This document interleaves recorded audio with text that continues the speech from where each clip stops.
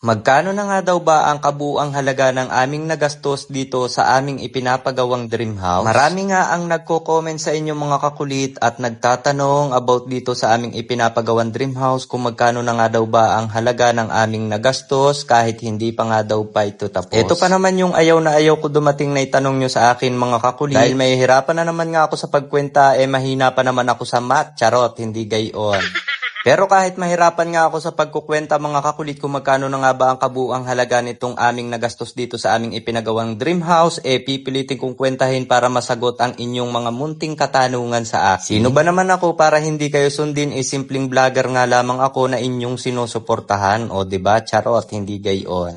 Yung ibang solid followers natin mga kakulit kaya nagtatanong kasi para magkaroon nga daw sila ng idea about sa pagpapagawa ng bahay ngayon. At ngayon ipapaalala ko lamang muna bago kita bigyan ng idea about sa halaga ng nagagastos sa pagpapagawa ng bahay, ihanda mo muna ang iyong ulo at yung sarili dahil sobrang stress at sakit sa ulo ang aabutin mo. Pero kung gusto mong ma-stress at sumakit ang ulo mo, hala, go! Charot, hindi gayon.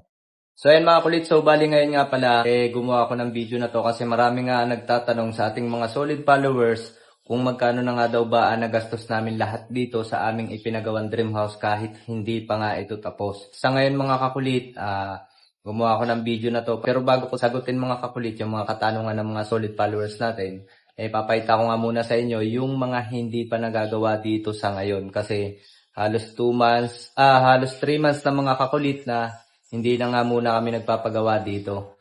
So marami pang gagawin dito. So ngayon ipapahita ko sa inyo mga kakulit. Dito sa second floor mga kakulit, ito yung magiging studio room namin. At kung inyo makikita, wala pa rin siyang sliding door. Pero kompleto na yan sa tiles. At sa kesame mga kakulit, ayan, metal paring pa lang din na nakakabit sa kanya. Wala pa rin siyang kesame. Tapos yung bintana niya dito na isa, ayan, wala pa rin siyang sliding window. Tapos ito naman yung part ng likuran ng aming dream house mga kakulit. Dito naman mga kakulit, ito yung hallway. So itong lahat ng second floor mga kakulit is kompleto na sa tiles. Yung parte na to mga kakulit, wala pa rin siyang kesame, puro metal paring pa nga lamang siya. At sa pintura nito mga kakulit, flat coating pa lamang siya, hindi pa yun yung finish na pintura.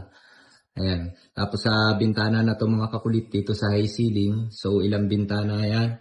1, 2, 3, 4, 5. So lahat yan mga kakulit, fixed glass pero hanggang ngayon hindi pa rin namin napapalagyan. Tapos doon naman sa ground floor, kung inyo makikita mga kakulit, yung dalawang bintana na yon, hindi pa rin siya napapalagyan. Tapos yung pintuan. So doon sa main door na yun mga kakulit, pinalagyan ko lang muna siya ng grills para kahit paano hindi nakakapasok ang mga aso at pusa. So dito naman mga kakulit sa sa isa pang kwarto. So bali 2 kwarto dito sa second floor. Yung isang kwarto, ito yung magiging studio room namin. Tapos yung isang kwarto na yun, kwarto ng batang makulit yun. So hindi ko na ipapayta sa inyo mga kulit kasi ang daming kalat ng batang makulit. So ayan. So bali 2 pintuan yan mga kakulit. May pintuan dito sa hallway, may pintuan din dun para sa terrace. So parehas sliding door yan, hindi pa rin namin napapalagyan. So doon naman, yung aming main door dito sa second floor, palabas ng terrace, wala pa rin siyang panel door. Okay? So ayan mga kakulit.